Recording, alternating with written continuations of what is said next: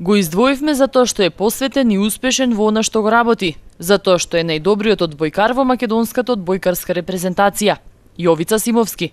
Ја имавме честа да бидеме во неговиот дом и да поразговараме за неговите почетоци. Ги разгледавме сите исечоци од списанија, фотографии, видеа, кои внимателно се чуваат. Еве зашто разговаравме. Одбојката како спорт не сум ја сакал ич, мислев дека е женски спорт, меѓутоа мајка ми ме натера да пробам едноставно, да идам на еден тренинг и ја го прифатив незиниот совет, направив еден тренинг и еве денеска се уште сум со одбојката. Првата топка тачно ја купив, меѓутоа не ја купив со сопствени средства, толку ја засагав одбојката што направив терен тука во нашето село за да играме одбојка. И на сите што играа одбојка, немавме топка, на сите што играа одбојка со мене им побарав по 50 или 100 денари, сега не можам точно да се сетам, и така ја купив првата одбојкарска топка. Ја имаш уште? Не, се расипа. Таа ни беше една единствена, со неја игравме цело време и се расипа. Велат дека првенствено потребен е талент, а потоа напорна работа за во нешто да се биде успешен.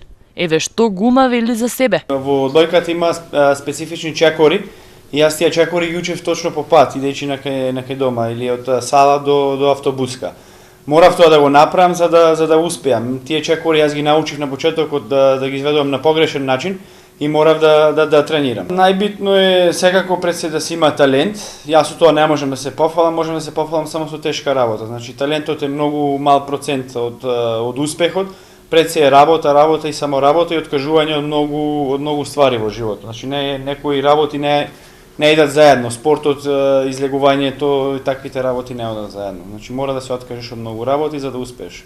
Имаше поттик и мотивација и од кого?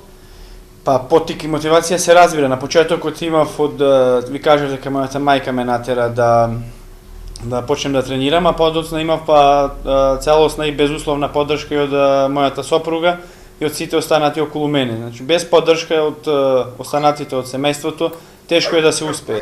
А како слободното време го поминува додека е во своето родно Седларце? Да се видам со фамилијата, со пријатели, затоа што долго време, цела година не може, тоа не е возможно освен на Skype. И исто така и со прошетки со куќето. Тетово може да се пофали со повеќе успешни спортисти, особено одбојкари.